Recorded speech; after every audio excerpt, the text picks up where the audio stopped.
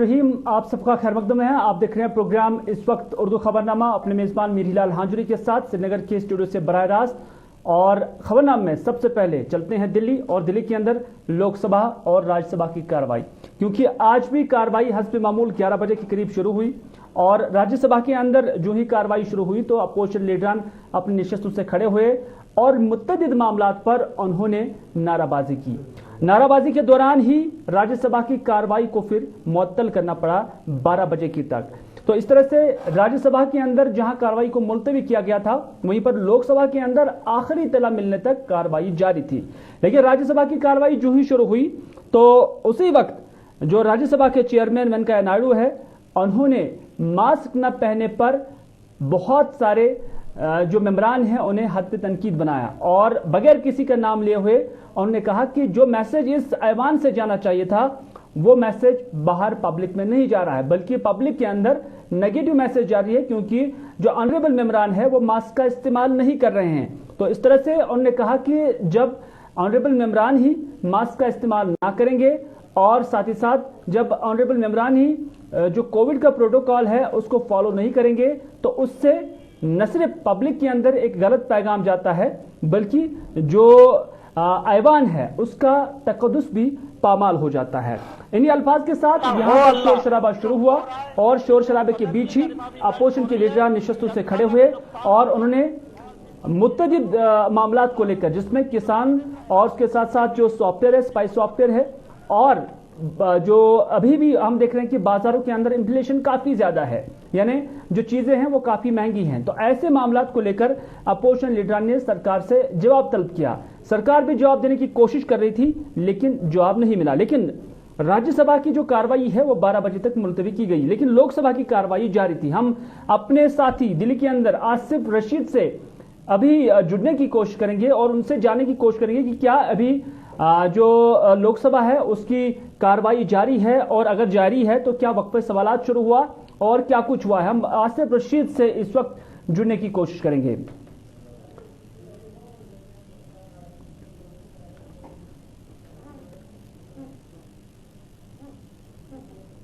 हम कोशिश कर रहे हैं क्योंकि लोकसभा के अंदर अपोजिशन के जो लीडरान वो भी निशस्तों से खड़े हुए थे और कई एक मामलों को लेकर उन्होंने सरकार को हद तनकीद बनाया, और सरकार को किसानों के मामले पर, इन्फ्लेशन को लेकर या जो महंगाई है उसको लेकर जवाब उनसे तलब किया था। और उसके साथ साथ जो स्पाइस सॉफ्टवेयर है उसको लेकर भी कई दिनों से लगातार अपोजिशन के लीडरान मुतालबे कर रहे हैं, और यही वजह है कि यही लीडरान आज, यही मेंबरान आज वेल में आ गए और एहतजाजी मुजाहरा किया। और इस दौरान सरकार की जानब से भी कृषि कानून को लेकर या ज़री कानून को लेकर अपोजिशन लीडरान को मुतमईन करने की कोशिश की जा रही थी, लेकिन वहां हंगामा इस कदर बापा हुआ कि जो ऑनरेबल मिनिस्टर साहिबान थे जो वहां पर जवाब दे रहे थे उसकी आवाज़ें सुनाई नहीं दे रही थी। हम कोशिश कर रहे हैं आसिफ के साथ राबिता करने की, जो कि हमें पार्लियामेंट की दोनों ऐवान की कार्रवाई के हवाले से मुफस्सिल जो है रिपोर्ट बताएंगे, मुफस्सिल जो इंफॉर्मेशन है वो बताएंगे। आप जनता की समस्याएं अभाव में कंपटीशन करो, सदन की कार्रवाई ने अपना दावा प्रस्तुत किया और फसल बीमा के अंतर्गत 750 करोड़ रुपया किसानों को उसका लाभ दिया गया है।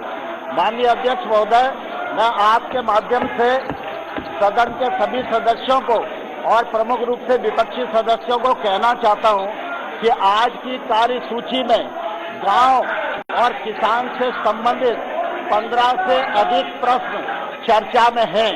विपक्षी सदस्य अगर किसानों के बारे में थोड़ा सा भी दर्द रखते हैं, किसानों के प्रति थोड़ी सी भी वफादारी रखते हैं, तो उनको शांति बना के अपने स्थान पर बैठना चाहिए।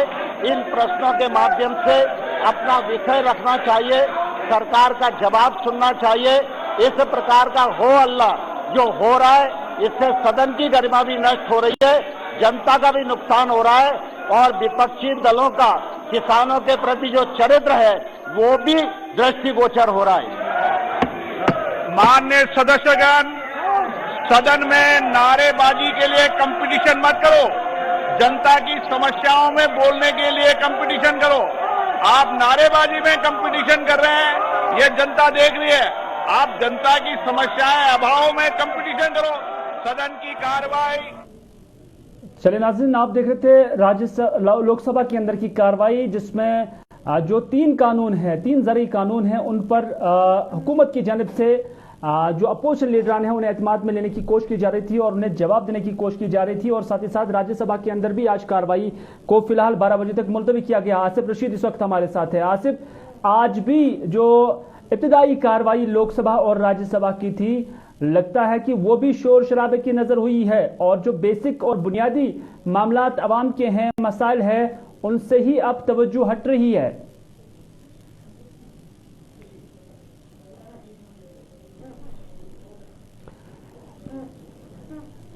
लगता है कि आसिफ के साथ हमारा राब्ता नहीं हो पा रहा है, लेकिन हम आपको पल पल की खबर राज्यसभा और लोकसभा के हवाले से देते रहेंगे। आप देखते रहे गुलिस्तान न्यूज। लेकिन इस वक्त उर्दू खबरनामे में हम चलते हैं मौसम की खबर के हवाले से, क्योंकि कश्मीर के अंदर दर्जा हरारत जो है पारा काफी ऊपर है, जिसके नतीजे में आम लोग काफी परेशान हैं और हर जगह पर यही दुआएं चलती हैं कि अब मौसम में नरमी आनी चाहिए, गर्मी में भी नरमी आनी चाहिए, ताकि जो लोग हैं वो राहत की सांस ले ले।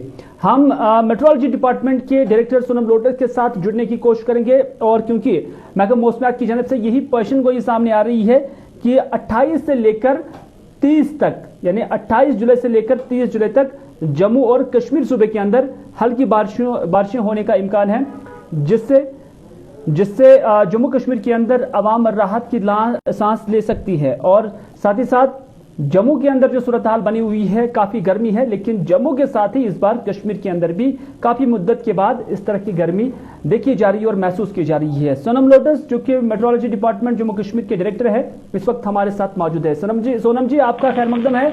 जानना चाहेंगे आपसे ही कि मौसम काफी गर्म है, दर्जे हरारत में कोई नरमी नजर नहीं आ रही है और लोग भी काफी परेशान हैं, तो क्या मौसम में बदलाव की कोई पेशन गोई है? जी शुक्रिया। बिल्कुल गर्मी है, इसमें कोई नहीं। जैसे आज जो है कश्मीर के बहुत सारी जगहों पे पिछले 32-33 साल का जो है इतना गर्मी हुआ था, इसके बाद इस बार गर्मी हुआ। आज जो श्रीनगर से कम जो दर्जा मिनिमम टेम्परेचर नॉर्मली यहाँ पे 18-19 के आसपास रहना चाहिए, लेकिन आज 24.6 डिग्री सेल्सियस था। इस दिन मॉर्निंग जो कि ठंड जनरली मिनिमम टेम्परेचर है। कहने का मतलब ये है कि बहुत गर्मी तो है, पर होते हैं ऐसे पहले भी हुआ था। जैसे देखो 1988 में 25 डिग्री हुआ है, देन 2006 जुलाई ने भी 24 डिग्री टच किया है। तो 2006 के बाद जो है इस बार 2021 में 24 डिग्री यानी मिनिमम टेम्परेचर 24 डिग्री हुआ। अब ओवरऑल राहत मिलने का ये है कि आज तो ऐसा ही रहेगा, गर्मी रहेगा, हॉट एंड ह्यूमिड। तो कल से राहत मिलने का इम्कान है। कल यानी कि 28 को मौसम उबल-आलूद रहेगा। बीच में खास करके शाम को बारिश भी होने का संभावना है। तो 28-29 के बीच में वैसे अच्छी बारिश, खास करके जम्मू रीजन में तो हेवी रेनफॉल होंगे। कल अर्ली मॉर्निंग में होंगे, यानी 28 और 29 को अच्छी बारिश होंगे। और कश्मीर रीजन में भी कल उबल-आलूद रहे और रहने का इम्कान है कल और परसों। और बीच में बारिश भी होंगे, दरमियाने दर्जे के बारिश होंगे चंद जगहों पर, खास करके साउथ कश्मीर वगैरह में हेवी रेनफॉल भी होने का संभावना है, जिसकी वजह से लोगों को राहत मिलेगा। कम से कम 3 से 4-5 दिन तो राहत मिलेगा। तो सोनम जी, आपके कहने के मुताबिक ये बारिशें जो होंगी ये जम्मू में भी हो सकती हैं और कश्मीर में भी होगी, और कश्मीर में किस लेवल की बारिश होंगी? जैसे कि आपने कहा कि जम्मू के अंदर हो सकता है कि मूसलाधार बारिशें भी हो सकती हैं, लेकिन कश्मीर के अंदर भी क्या ऐसा ही रहेगा या कि मामूली जो बूंदाबांदी हो सकती है? बारिश होगा, उतना बारिश ज्यादा हैवी नहीं होगा, पर दरमियाने दर्जे की बारिश होंगे, और जिसकी वजह से मेन ये बारिश भी होंगे और लोगों को राहत मिलेगा गर्मी से। तो ये राहत कितने दिनों तक मिल सकती है आइंदा? क्या कोई इस तरह की कोई पेशन गोई है कि आइंदा गर्मी होता है, फिर बारिश होता है, फिर गर्मी होता है, ये तो स्पेल में चलता रहेगा। फिलहाल एक हफ्ता तो अमूमन कल से यानी 28, 29, 31 तक अमूमन मौसम उबल-आलूद रहने का इम्कान है, बारिश भी होंगे। 4-5 दिन तो लोगों को राहत मिलेगा। इसके बाद फिर जाहिर सी बात है, फिर गर्मी बढ़ेगा, फिर बारिश आएगा, ये तो चलता रहेगा। चलिए सोनम जी, बहुत बहुत शुक्रिया पूरी जानकारी देने के लिए। Sonam lotus, director metrology department Jammu Kashmir, बात कर रहे थे गुलिस्तान न्यूज के साथ उर्दू खबरनामे में, और यही बता रहे थे कि मौसम में तब्दीली अब मुमकिन है, और इस तब्दीली के बीच जम्मू कश्मीर के अंदर और खासतौर पर कश्मीर के अंदर भी मौसम में जो तब्दीली आएगी वो आवाम के लिए राहत की सांस लेकर आएगी। यानी जब आवाम के सामने राहत लेकर आएगी तो उसका मतलब यही है कि दर्जा हरारत में अब वाजिया कमी भी आ सकती है। और उनका मानना है कि अगर ज्यादा नहीं लेकिन कम से कम 5 से लेकर 7 या 8 दिन तक उसका असर, यानी कल जो बारिशें होंगी उसका असर कश्मीर के अंदर महसूस की जा सकती है।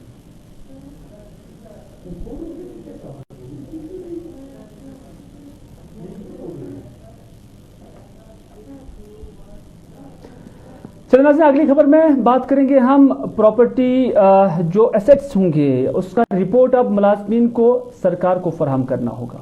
हालांकि ये सर्विस रूल्स में बहुत पहले से ही हैं और माना जा रहा है कि जो सेंट्रल डिपार्टमेंट्स के मुलाजमीन हैं वो हर साल ये रिपोर्ट जो है जमा करते हैं, लेकिन अब स्टेट लेवल के जितने भी ऑफिशियल्स हैं या मुलाजमीन हैं उन्हें भी हर साल ये रिपोर्ट अब यहां पर सरकार के सामने पेश करना होगा। यानी उस रिपोर्ट में तनख्वाह कितनी है, आपकी ज़राई आमदन क्या है और उसके साथ साथ आपकी प्रॉपर्टी क्या है, किस नवियत की प्रॉपर्टी है, वो मूवेबल है या इमूवेबल है, ये सारी चीजें आपने मेंशन करनी होगी और बाज़ाब्ता तौर पर फिर सरकार के सामने अपने मुतल्लिका जो डिपार्टमेंट्स हैं वहां पर आपने वो पेश करने होंगे।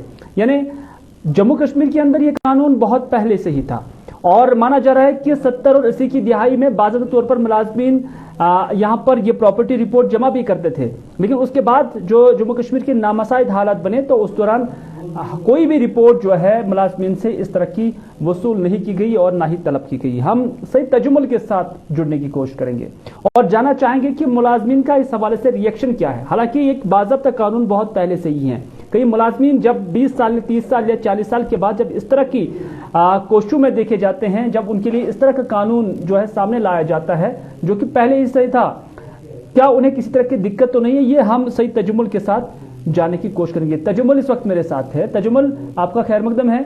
जानना चाहेंगे कि जो प्रॉपर्टी रिपोर्ट अब जमा करनी होगी तो मुलाजमीन का किस तरह का रिएक्शन है। हालांकि इससे पहले ही हम देख रहे हैं कि 80 और 70 की दिहाई, यहां तक कि 90 की दिहाई के अवाइल में भी इस तरह की जो रिपोर्ट है वो सरकार हासिल करती थी, मुलाजमीन से तलब करती थी, लेकिन बड़ी मुद्दत के बाद अब इससे एक बार फिर से मुतारिफ कराया गया है। तो मुलाजमीन का इस पर क्या रद्द-ए-अमल है?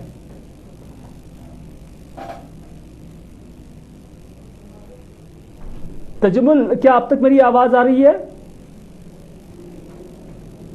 लगता है कि तजुम्मुल के पास हमारी आवाज नहीं पहुंच रही है, लेकिन हम एक बार फिर से तजुम्मुल से ही जानने की कोशिश करेंगे कि ये जो कानून बहुत पहले ही था, अब इसकी अमलावरी हो रही है। बहुत मुद्दत तक इसकी अमलावरी नहीं हो रही थी जम्मू कश्मीर के अंदर। हालांकि सेंट्रल डिपार्टमेंट्स के अंदर खबरें यही आ रही हैं कि वहां पर बाज़ाब्ता इस तरह की रिपोर्ट्स जो है हर वक्त हर साल वसूल किए जाते हैं, लेकिन जो स्टेट लेवल पर है इस तरह की चीजें नहीं देखी जा रही थी। तजुम्मुल, जानना चाहेंगे कि मुलाजमीन का रद्द-ए-अमल किस तरह का है, क्योंकि बहुत मुद्दत के बाद इस कानून को एक बार फिर से मुतारिफ किया गया, क्योंकि हमें जो ज़राए के हवाले से या इससे पहले जो मुलाजमीन के साथ हम बात करते हैं उनका मानना है कि ये कानून पहले से ही यहाँ पर था, 90 और 80 की दिहाई में इसका इस्तेमाल होता था, लेकिन बड़ी मुद्दत के बाद यहाँ पर इससे अमल में लाया जा रहा है। तो जो मुलाजमीन है उनका रद्द-ए-अमल क्या है इस मामले को लेकर?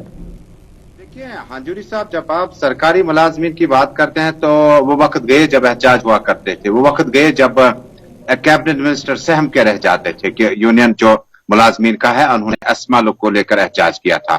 हमने भी अपने इस बढ़ती उम्र में जिन एहतजाजों को कवर किया, हमने देखा कि उस वक्त सेक्रेटरीट में मीटिंगें हुआ करती थी, कैबिनेट बुलाई जाती थी, फैसले लिए जाते थे, लेकिन अब जो फैसले आ चुके हैं, थोड़ा सा मैं आपको एलॉबरेट करूं इस डिसीजन को। गवर्नमेंट ने जो फैसला लिया है, जो शख्स आज सरकारी मुलाजिम हो गया उसे अपना प्रॉपर्टी डिटेल जमा करना होगा। जिस वक्त आप इलेक्शन में जाते हैं उस वक्त एक एमएलए बनने से कबल आपके पास प्रॉपर्टी कितनी है, इलेक्शन लड़ने से कबल, कैसा हो कि आप शॉर्टकट में आपके पास पैसा आएगा और उसके बाद दोबारा आपको जो है पैसा जमा करने की कोशिश की जाएगी। लेकिन उसके बाद दूसरी अहम बात है कि जब आप प्रॉपर्टी टैक्स में पैसा आपने जमा कराया तो आपने डिटेल देनी है कि इन लॉज के यहां से कितनी प्रॉपर्टी आपको है। अगर कोई बेटी ब्याही गई, अगर उसने वहां से कुछ बर्तन वगैरह साथ ले आए, कुछ चीजें साथ ले, हालांकि कश्मीर में दहेज का तो ज्यादा मामला नहीं है निस्बतन बाकी यूटीज के, लेकिन जो उस प्रॉपर्टी अमूमन हम क्या करते हैं कि फादर साहब जो है वो सरकारी मुलाजिम है, प्रॉपर्टी बच्चों के नाम है, दामाद के नाम है, ये सारी प्रॉपर्टी जिस तरह से आप एक आधार कार्ड से सारी चीजों को ट्रैक कर सकते हैं उसी तरह पता चले। लेकिन फिलहाल बड़ी बात है, क्या इसमें डिप्टी कमिश्नर कश्मीर का आएगा, क्या इसमें एसएसपी आएगा, क्या इसमें डिप्टी इंस्पेक्टर जनरल रैंक का अफसर आएगा? इस वक्त जो एनआईए में बड़े बड़े अफसर है जम्मू कश्मीर, वो भी आएंगे क्या?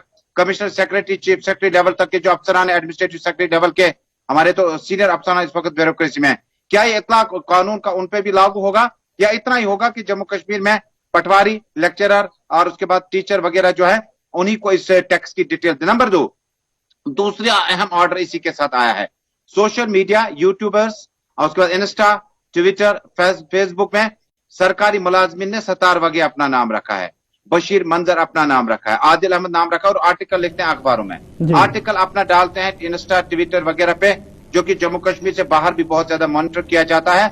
और वो तो है सरकारी कर्मचारी, उसने नीचे लिखा हुआ है मैं गवर्नमेंट सर्वेंट, मैं सरकारी खादिम हूं आज के बाद। लिहाजा इस तरह के मामला अभी सरकार में जो फैसले लिए जा रहे हैं, पहले भी लिए गए थे लेकिन बाद में नरमी आ जाती, अमेंडमेंट्स आ जाती थी, लेकिन अब सरकारी यूनियन जो है मुलाजमिन की काफी टाइम हुआ, 35 से 370 के बाद उनका रोल खत्म हो गया, और डीएटीए तो उनको मिला, दरबार मुखी वापसी का भी डीएटीए मिला, काफी मुराद मिले सेंट्रल मुलाजमिन को, स्टेट मुलाजमिन को।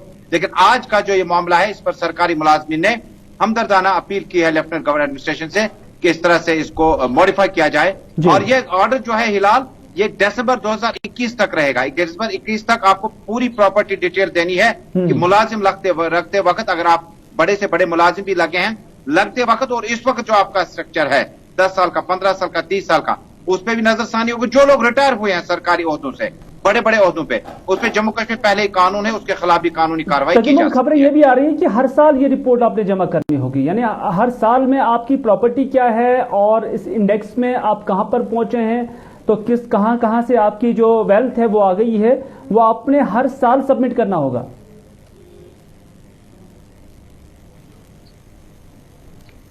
तजुमुल, आप तक मेरी आवाज आ रही है? लगता है कि तजुमुल के साथ हमारा राब्ता मुनक़ता हो चुका है। फिलहाल खबर यही आ रही है कि हर साल ये चीजें यहाँ रिपोर्ट जो है सरकार की यहाँ आपने जमा करना होगा कि आपके पास वेल्थ कहाँ से आई है, आपके पास प्रॉपर्टी क्या होगी।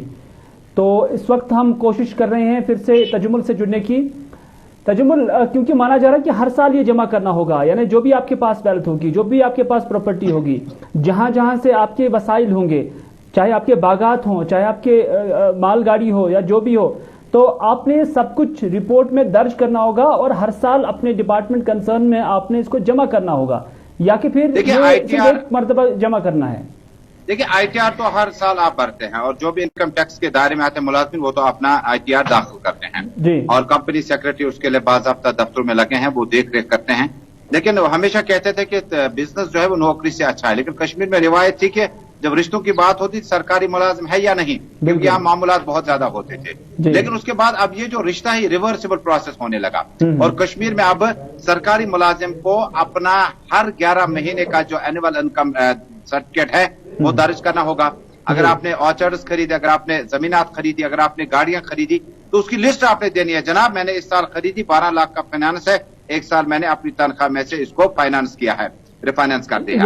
यानी आप डिटेल जो है मुकम्मल तौर पर जमा करनी होगी, और सरकारी मुलाजिम के लिए एक तरफा, यानी सरकार के सामने अब जो सरकारी मुलाजिम है वो ज्यादा अकाउंटेबल बनेगा। सईद तजुमुल, आपका बहुत बहुत शुक्रिया पूरी जानकारी देने के लिए। यानी आप जितने भी सरकारी मुलाजिमिन हैं उनके लिए ये सारी चीजें जो है सामने आ रही हैं, और जो रिपोर्ट है वो अब सरकार के सामने दर्ज करना होगा।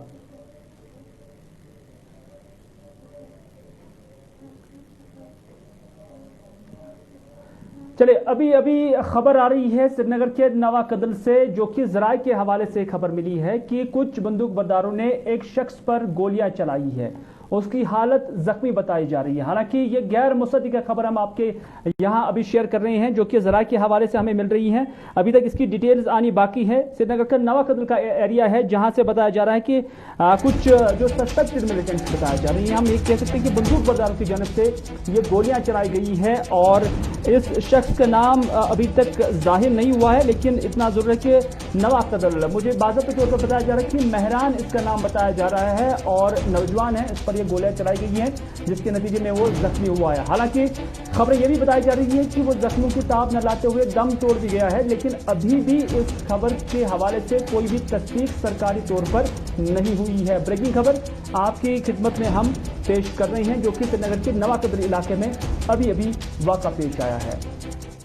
श्रीनगर के नवा कदल के साथ ही अगली खबर में हम बात करते हैं वाथोरा चाडोरा रोड की। यूं तो इस रोड पर हाल ही में पैचिंग की गई है, न सिर्फ वाहिद इस रोड पर बल्कि और भी इस डिवीजन में बहुत सारे रोड्स हैं जिसमें चाडोरा से हांजुरा, हांजुरा से कानेरा और भी कुछ मुतअद्दिद रोड्स हैं जहां पर मैग्नेमाइजेशन हुई थी या पैच वर्क हुई थी, लेकिन पैच वर्क आधे ही रास्ते पर की गई है।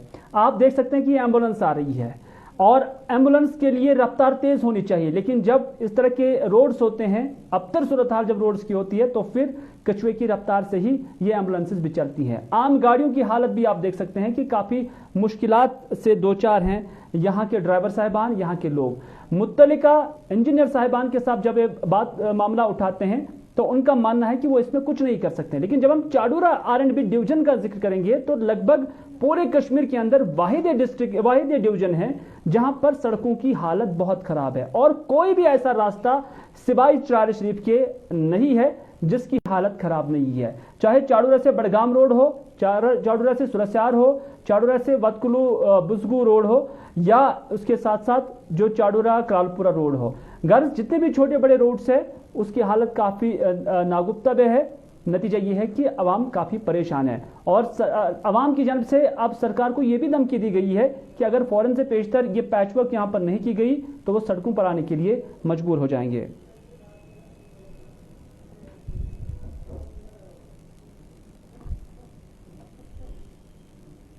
इन्होंने जो है कहीं कहीं पे पैचिंग की है, कहीं कहीं पे नहीं की है, यहाँ पे तो जो है बिल्कुल भी नहीं की है। रोड की बहुत बुरी हालत है। अभी हम गवर्नमेंट से अपील करते हैं कि इसकी जल्द से जल्द मरम्मत की जाए और जो है हमारे दुकानें भी खराब हो रहे हैं, माल भी खराब हो रहा है, गाड़ियां भी खराब हो रही है। हम SDM साहब से भी अपील करते हैं कि इसकी जो मरम्मत है जो जल्द से जल्द की जाए, वो आपकी मेहरबानी होगी। वरना हम जो है अगर आपने ये कदम नहीं उठाया तो हम रोड बंद करने के लिए मजबूर है फिर।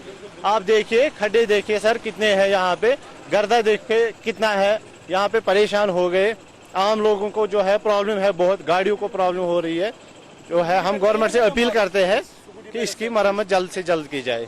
शाहपुरा वासर पे रोजान कि हाल हाल त्रो मैगडम यप क्रवलपुरा पे चाडोरा तम मज त्रोक यल कि तिमन तो कोर कहें वही इन जायन यमो यह त्रो सह वथान वापस बे 10-15 दह गो सोरे थोद वत कि कर रिक्वेस्ट गवर्नमेंटस खास कर DC साहबस कि तुम यू पान तुम दियो नजर ये तुम वो अस क्या प्रॉब्लम कि ये पुरसनी कह वजह क्या बे क्रवलपुरा पे कम से कम वाथूरा पुलस तम त्रो यमो सड़क अति बराबर रेत गो यमो अति त्रमत यह सड़क कि यह क्या वजह क्या अगर न फंड कहें पूछ बरान ट्रांसपोर्ट वो बरान टैक्स बरान रोड तम कोच गसान। तो नाज़रीन ये थी चाडोरा वाथूरा रोड की हालत जो लोग खुद बयां कर रहे थे। मुत्तलका R&B डिवीजन जो चाडोरा है उसकी ये गुहार लगा रहे थे कि इस सड़क की हालत को बेहतर बनाया जाए। हालांकि इससे पहले भी कहा गया था कि इसकी रिपेयरमेंट की जाएगी। हमने भी कई बार मुत्तलका हुक्काम के साथ ये रोड की हालत उठाई है, लोगों की आवाज़ उठाई है, लेकिन कोई लब्बैक सरकार की जानिब से या R&B डिवीजन चाडोरा की जानिब से नहीं उठाई गई है, बल्कि यही कहा जा रहा है कि आला हुक्काम के साथ रब्ता किया जाए क्योंकि उनके पास फंड्स नहीं है। तो फिलहाल उर्दू खबरनामे में बस इतना ही। अपने मेज़बान मीरीलाल हांजुरी को दीजिए आज का उर्दू खबरनामा यहीं पर इख्तिताम करने की इजाज़त। इस बात के साथ कि अगर ज़िंदगी रही तो आपसे फिर होगी मुलाकात। तब तक के लिए खुदा हाफिज़, फ़ी अमानिल्लाह।